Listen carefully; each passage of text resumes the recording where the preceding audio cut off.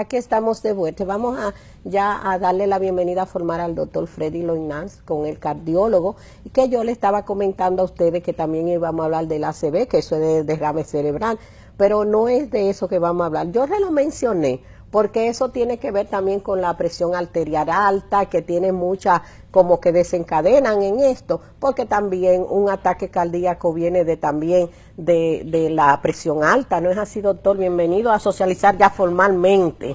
Muchas gracias, Mirna. De hecho, tienes toda la razón. Realmente son enfermedades que, digamos, son causadas por una misma entidad, que es la afección de las arterias o del endotelio cardiovascular. Digamos que son familias, tanto la enfermedad cerebral como la enfermedad del corazón, de las arterias del corazón, están vinculadas. Doctor, y usted viendo que es tan joven, ¿qué lo motivó a usted a estudiar ese órgano que es el rey del organismo, tan delicado, y que ese es el que más se afecta? Casi todo el mundo tiene alguna lección de cardiopatía que tiene que ver con estas cosas. ¿Qué lo motivó a usted a estudiar ese órgano del cuerpo? Mira, muchas gracias por la pregunta, realmente no me la esperaba. Fíjate, me encanta lo incansable que es el corazón, siempre está funcionando, día a día, latiendo, latiendo, latiendo, es básicamente el motor del cuerpo.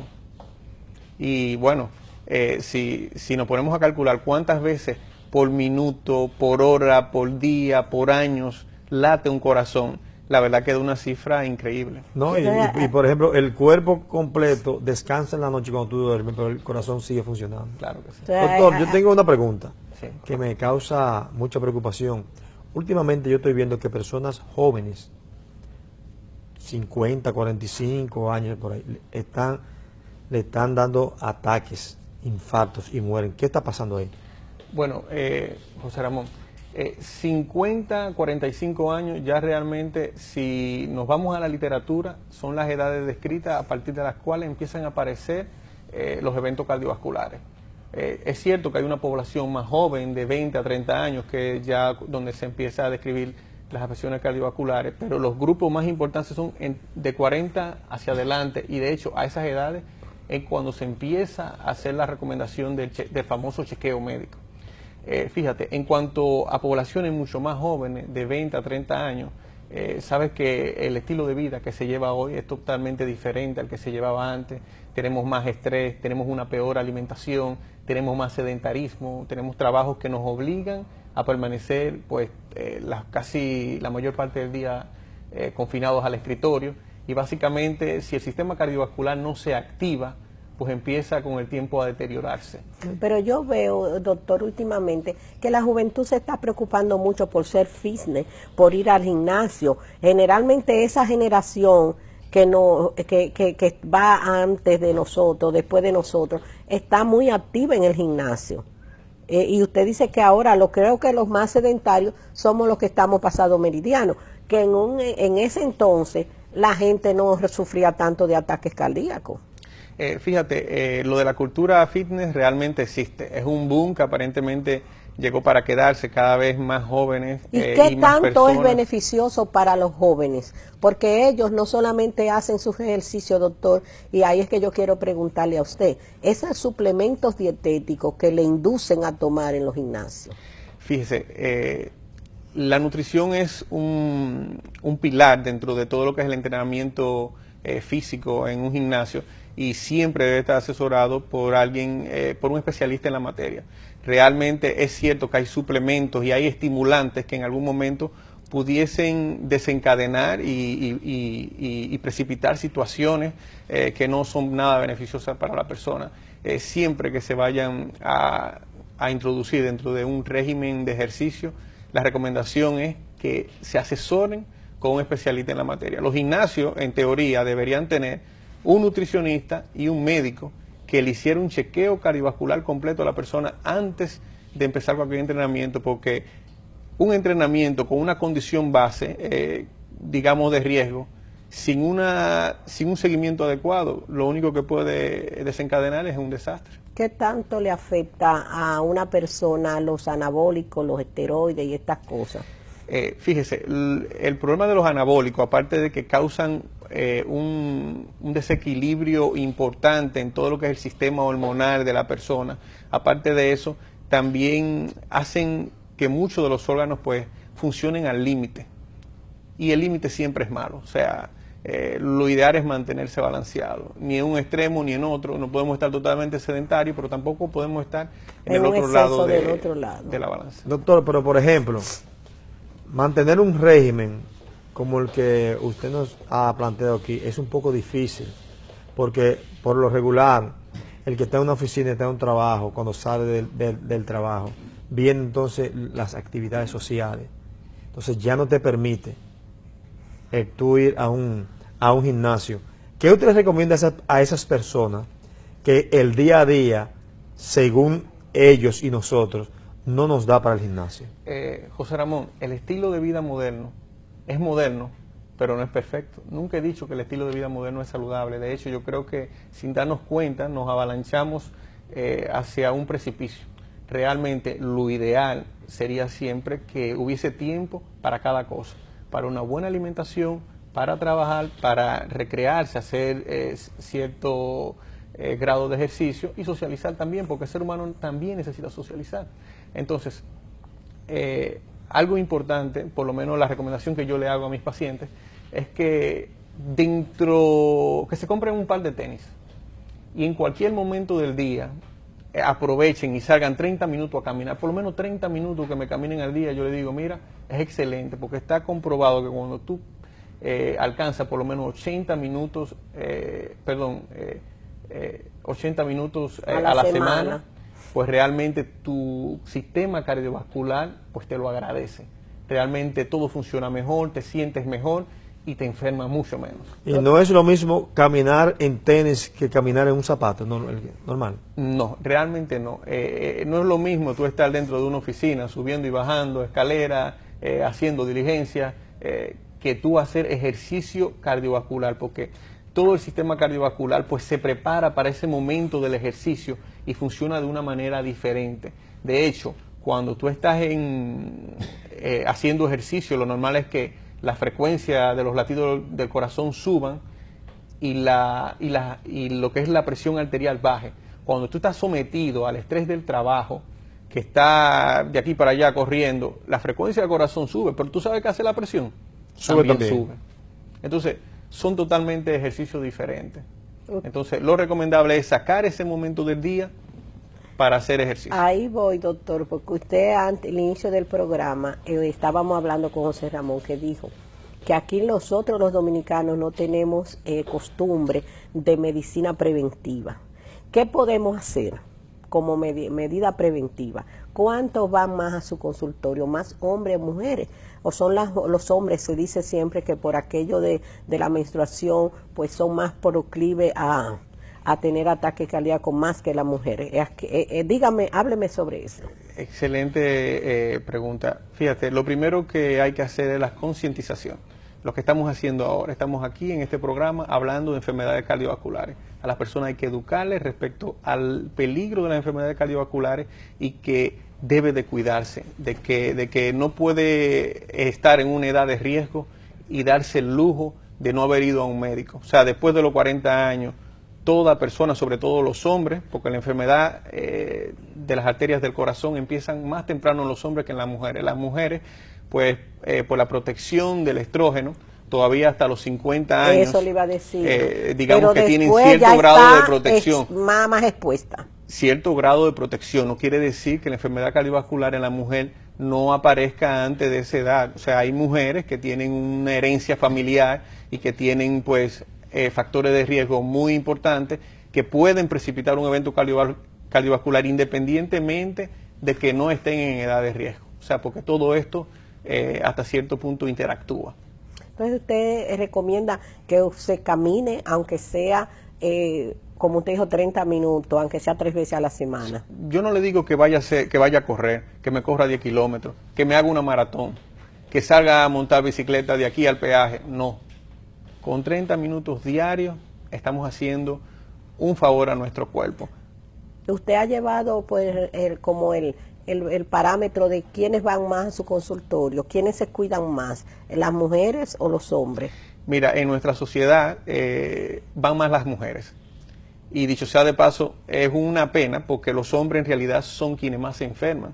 O sea, la Sociedad Americana del Corazón en sus últimas estadísticas publicó que el hombre tiene mayor riesgo de enfermedad cardiovascular, y de hecho ha sido así durante mucho tiempo. Y sin embargo el hombre es que menos se acerca a buscar ayuda. La mujer, ante cualquier cosita, me siento un poquito raro, asiste al médico. El hombre no. El hombre es un poco más renuente. Yo soy el macho, yo soy el hombre, yo nunca me enfermo, yo nunca he ido a un médico. Es curioso. Que lo dicen con orgullo. Que lo dicen con orgullo. Y Así realmente es algo que hasta cierto punto cuando tú lo examinas es lamentable. Doctor, ¿y por qué, ya para darle paso a José Ramón, por qué es tan fulminante en los jóvenes? He sabido últimamente de personas de 40 años, de 30, en estos días supe de una de 30, que son mortales, mientras que cuando a una persona mayor le da, muchas veces sobreviven a eso. ¿Qué hay que el joven no puede resistir un ataque?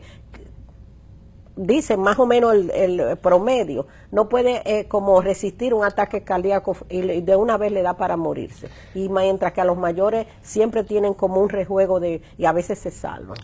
Fíjate, lo primero es que habría que definir si estamos hablando de muerte súbita, porque hay personas que mueren de manera repentina, o si estamos hablando de un infarto en una persona joven. Infarto, porque son dos cosas diferentes. Porque son ¿cómo dice el diagnóstico que han dado los médicos de esas personas jóvenes? Que hay un infarto al miocardio fulminante. Eso es lo que dicen. Sí, mira, lo que se describe es básicamente que cuando una persona de edad avanzada pues desarrolla un infarto, por decirlo, por citar un diagnóstico en específico, pues una plaquita que se va formando poco a poco y la arteria se va obstruyendo hasta que llega un punto que se obstruye totalmente y se produce el infarto.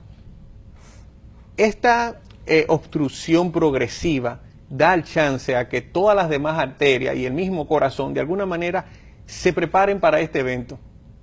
En el caso particular de los jóvenes, pasamos de una arteria que no tiene ninguna enfermedad a una arteria que se crea una fisura y de repente se produce una gran respuesta inflamatoria, van las plaquetas, van la grasa, van los monocitos, forman un coágulo y tapan el vaso sanguíneo y se produce una obstrucción súbita. O sea, y básicamente esto tiene una repercusión desde el punto de vista mecánico, porque el corazón, nunca olvidemos que es una bomba. O sea, y prácticamente una suspensión del combustible, dígase la sangre que va al corazón, una suspensión de esta sangre que va al corazón, prácticamente termina o en una arritmia mortal o en un fallo del corazón como bomba, y muchas veces da el traste con la vida de estos jóvenes. Doctor, dicen los médicos que una copa de vino es bueno para la circulación, ¿verdad? ¿Por qué no se dice lo mismo de los destilados? Fíjate, lo que pasa es que el vino, como muchos ya habrán escuchado, aparte de ser alcohol, pues también tiene un efecto antioxidante muy bueno y realmente pues ayuda a que el endotelio, que es la parte más interna del vaso sanguíneo de la arteria, pues se mantenga saludable, se mantenga desinflamado. Realmente los destilados, y es bueno mencionar que el vino, al igual que cualquier otro alcohol, en una alta dosis, claro, no es recomendable. O sea, el vino se recomienda 1 o 2 copas al día como mucho. O sea, no nos equivoquemos con esto. Que se diga que el vino es saludable, está bien, pero el vino es saludable en una dosis adecuada. Claro. Los destilados en particular son muy cardiotóxicos y cuando las células del corazón se ven expuestas a él, tienden a fallar, tienden a lesionarse, y realmente no solo la del corazón, sino también la de los vasos sanguíneos. Ahí es que está el vino. Lo que pasa es que nosotros, ellos no dicen uno, pero ni ellos mismos se beben una copa. Yo tengo a mí... dos, por lo menos, dos. Yo conozco un periodista que él dice que lo que no le han dicho es el tamaño de la copa. Eso también es Sí. cierto. Nos vamos a ir a un espacio comercial porque no tenemos unas imágenes por ahí, doctor, también. Sí, para poner las imágenes y para también hablar con el doctor, porque hemos venido aquí a hacer un programa para que les sirva también de recomendarle a las personas que nos ven ahora y en la época de Navidad que debemos evitar cómo podemos comer que no nos haga daño, cómo se pueden evitar los excesos y todas esas cosas para evitar visitar el doctor en época navideña. Nos vamos, no se vaya, que la conversación está muy interesante.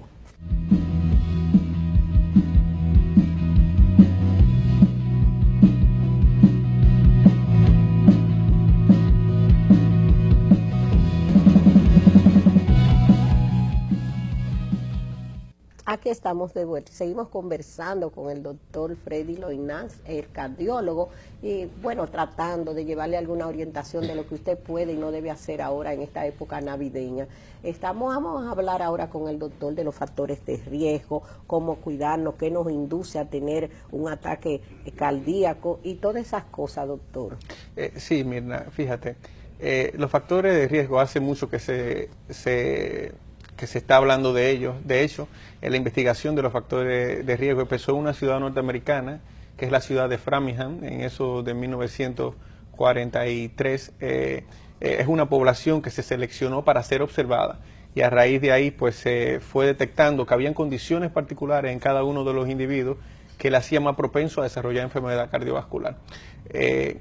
Ahí fue donde finalmente se descubrió y se confirmó que, por ejemplo, la obesidad, la diabetes, la hipertensión, la edad mayor, digamos de 40 años en el hombre, el hecho de fumar, pues que te hacía más propenso a desarrollar enfermedad cardiovascular, y ni se diga cuando todo esto se juntaba, porque hay personas que tienen más de una de estas situaciones. Condiciones, claro. Exacto. Tenemos una imagen, vamos a volverla a poner para que usted me diga esta imagen que usted ha traído, que es como un ciclo que va poniendo. Sí. Esto es básicamente, como una arteria. Se refiere al estudio Framingham y sus distintos cortes, porque Framingham empezó en 1948, pero sin embargo ya ese grupo de población ha tenido descendencia, entonces también se ha investigado a su descendencia y a su otra descendencia, o sea, ya hay 3 cortes de Framingham y el último que se hizo fue en el 2002. Y pues se ha visto todo lo que es el comportamiento de la enfermedad cardiovascular y de los factores de riesgo que anteriormente mencionábamos. Esto es el estudio que ha hecho, y ya últimamente, ¿qué es lo que ha detectado ese estudio? Fíjate, realmente la incidencia de enfermedad cardiovascular Hereditaria y no hereditaria. Ha disminuido en el transcurso del tiempo. O sea, hoy por hoy, gracias a que tenemos mejores métodos para diagnosticar la enfermedad cardiovascular, ha disminuido. Lo que sí llama la atención es que ha disminuido, pero ha disminuido en el hombre y de manera general, porque cuando vemos a la mujer hoy por hoy se enferma más que antes de enfermedades cardiovasculares. ¿No será por las cirugías plásticas, doctor? No, pero fíjate que las cirugías plásticas te modifican lo externo, no lo interno. O sea, y todo lo que es el corazón y las arterias, si estaban con placas, si tenían obstrucciones, siguen estando ahí, aunque ahora tú luzcas muy bonita, toda una Barbie. Sí, pero siempre esas operaciones que cortan vasos sanguíneos y esto, y muchas veces tienen un riesgo de hemorragias internas, todo eso también contribuye por uno verse bonito, ¿no es así? Claro. Vámonos a ver la otra imagen, que le siga esa para que el doctor... ¿De qué tenemos aquí, doctor? Fíjate, esto en realidad es una imagen, está un poquito adelantada. Pero esto es un vaso que está enfermo, esto es de un procedimiento de cateterismo cardíaco, en donde nosotros procedemos a introducir un pequeño balón en donde aplastamos pues esa placa llena de colesterol, llena de eritrocitos, y posteriormente pues inflamos este balón aplastando toda la placa, dejándola lisa, y ahí en ese lugar en donde estaba obstruida nosotros podemos colocar una pequeña malla metálica, que no necesariamente es metálica. Hoy por hoy hay muchos polímeros y muchas sustancias que constituyen esta prótesis. Pues nosotros inflamos este estén aquí y prácticamente le devolvemos pues el riego sanguíneo, el vaso que está afectado. ¿Qué tipo de vida lleva después que una persona se realiza este proceso que ustedes hacen en las arterias?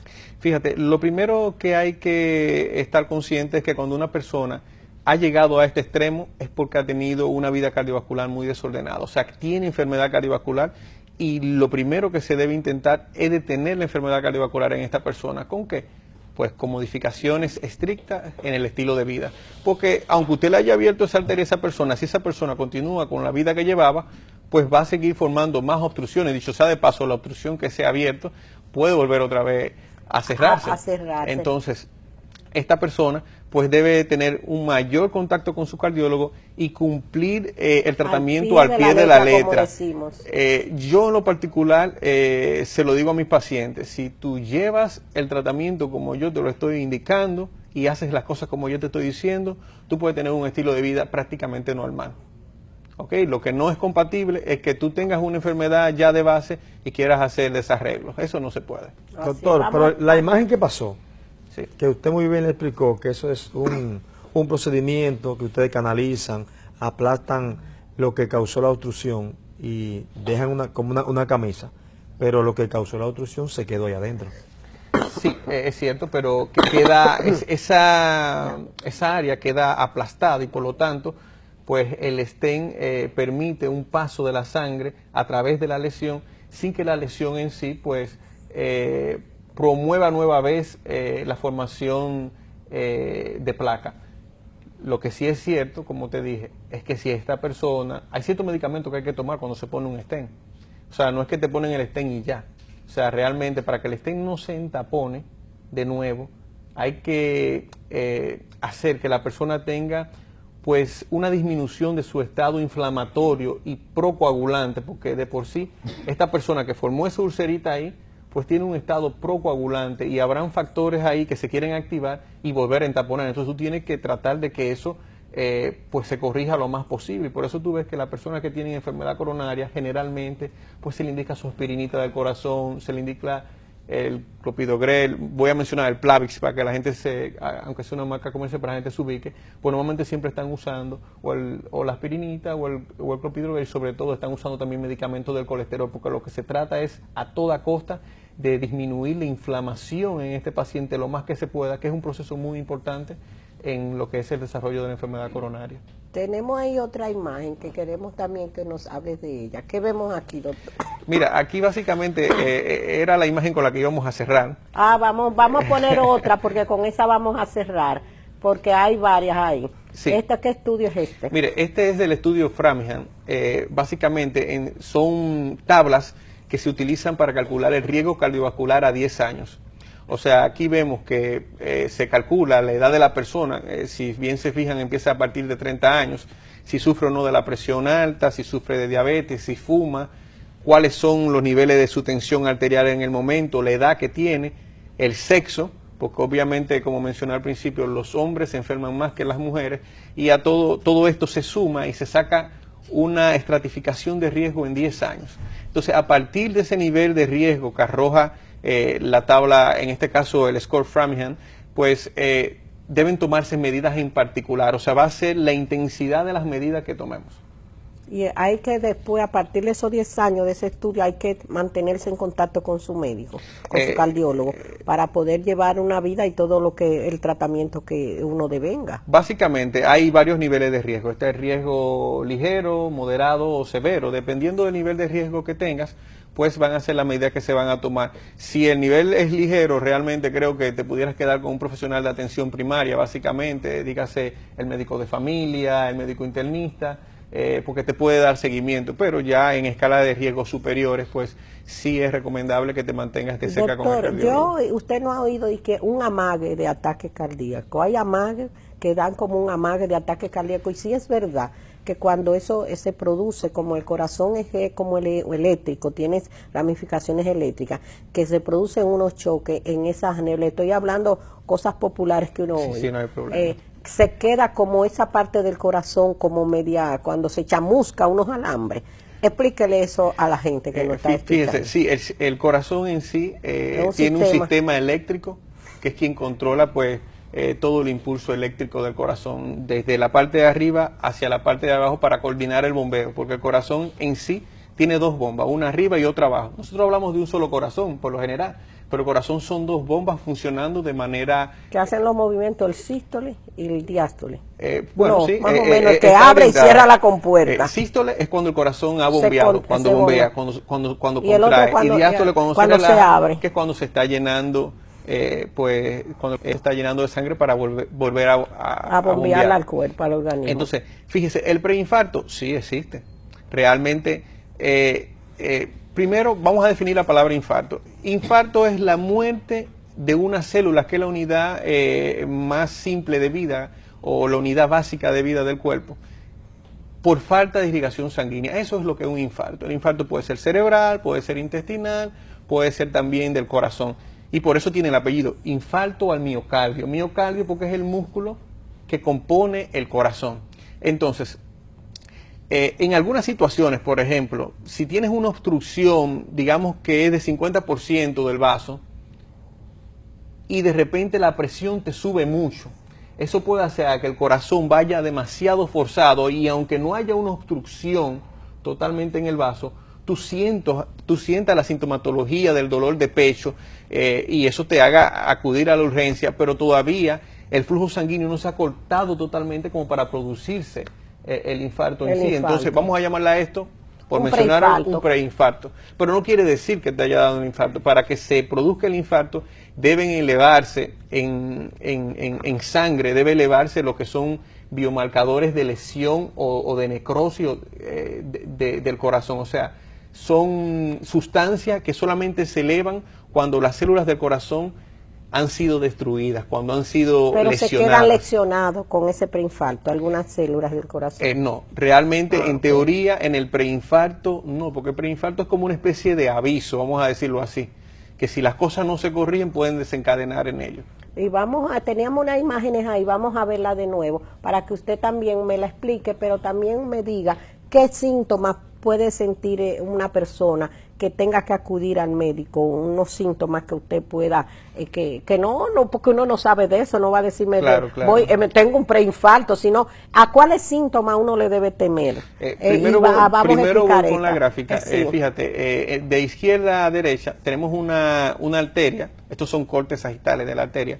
Aquí podemos ver la arteria que está más a la izquierda, que es una arteria que está saludable, que no tiene ningún tipo de obstrucción.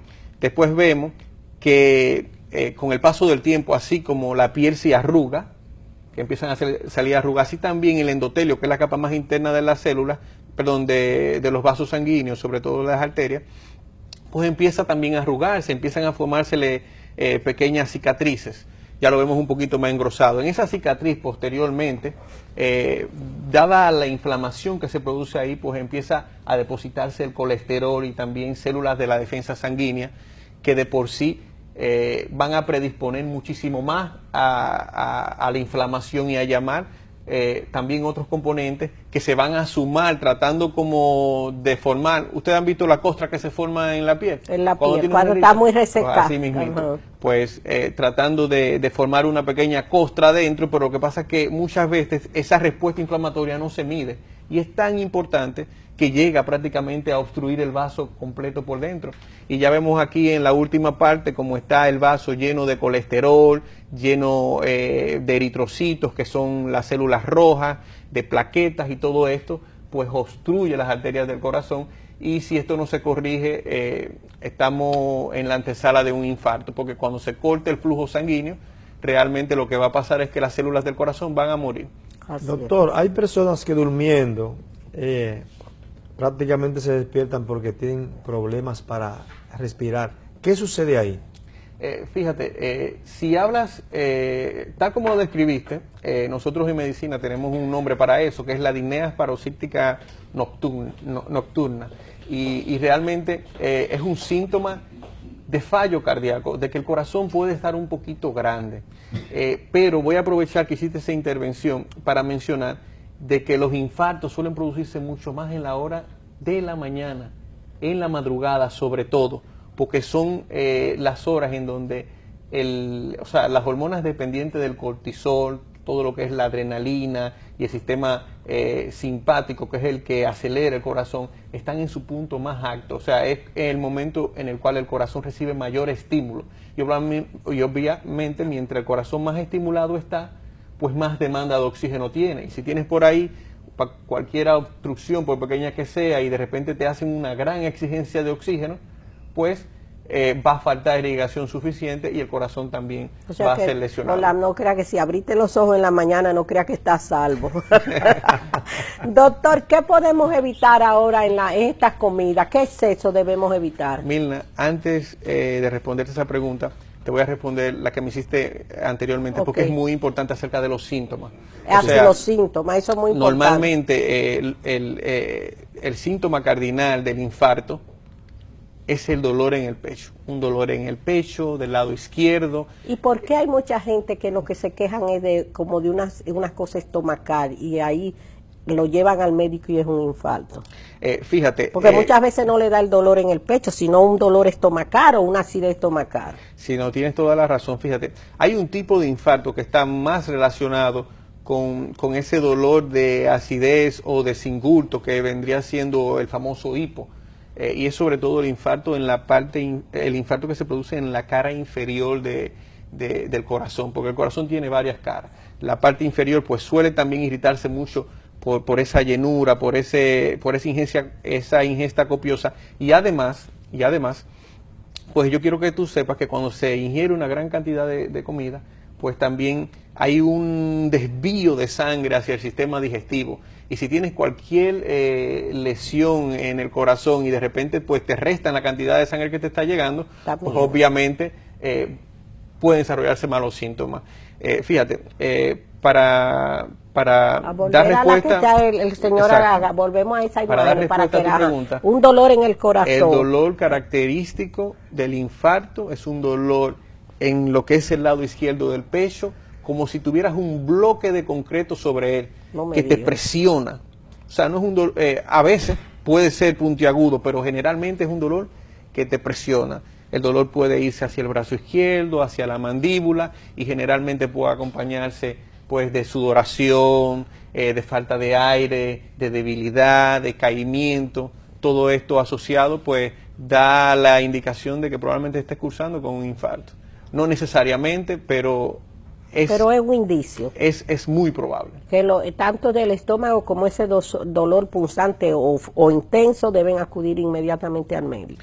Es lo recomendable, y sobre todo si hay antecedentes importantes En la familia. en la familia, y si la persona tiene un alto nivel de riesgo, o sea, o un gran acúmulo de factores de riesgo. Digamos que eres hipertenso, que eres diabético, y de repente pues te está doliendo el pecho. Y mira, voy a hacer un paréntesis para decir que hay algunas poblaciones, como la mujer suele hacer un dolor más atípico que el hombre. Si la mujer, por lo general, cuando va por un infarto es porque le falta un poco el aire, o porque, y no en sí por el cuadro de dolor. La mujer, de hecho, hay un capítulo en el libro de cardiología dedicado a la enfermedad coronaria en la mujer, porque la mujer no desarrolla la sintomatología igual que el hombre. La mujer hasta algunos puntos incluso hasta un poco más tolerante. Suele tener incluso más iniciativa para la automedicación y para quedarse en la casa. O sea, y la otra población que es de muy alto riesgo son los pacientes diabéticos, que suelen hacer síntomas atípicos totalmente. O sea, de repente una persona empieza a sentirse que le falta el aire siendo diabético y puede tener un infarto. O sea, de hecho, la diabetes es una condición tan importante y aporta tanto riesgo Y el colesterol, cardiovascular, que según las últimas revisiones que se ha hecho y según las últimas guías de cómo tratar un infarto, si eres diabético prácticamente se te considera que has tenido un infarto. Wow. Para que Doctor, tú tengas una idea del nivel de riesgo ya que se le agrega. ya nos vamos y quiero que me pongan la imagen del coaja para que usted dijo que íbamos a cerrar con esto. ¿Qué tenemos aquí? Sí, básicamente esta imagen lo que quiero hacer es hincapié en que aquellas personas que saben que tienen alguna condición de base, pues en estos días no deben de descuidarse. O sea, el cumplimiento del tratamiento es vital para mantenerse saludable. Si usted sufre de la presión, no olvide tomar sus medicamentos, manténgase comiendo sano, o sea, bajito en sal, bajito en grasa. Trate de retornar lo más pronto posible a sus hábitos de protección, como sería pues hacer esa caminata de que tanto hablamos. Hay que evitar la ingesta copiosa de alimentos. Si tiene alguna predisposición.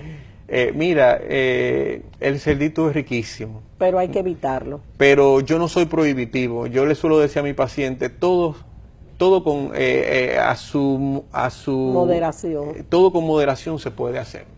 O sea, tú lo que no puedes es querer comerte la pata entera del cerdo. Así Bueno, es. tengo un amigo que Bueno, dice que vamos. comer cerdo es sano porque el cerdo está muerto. Ay, ay, ay.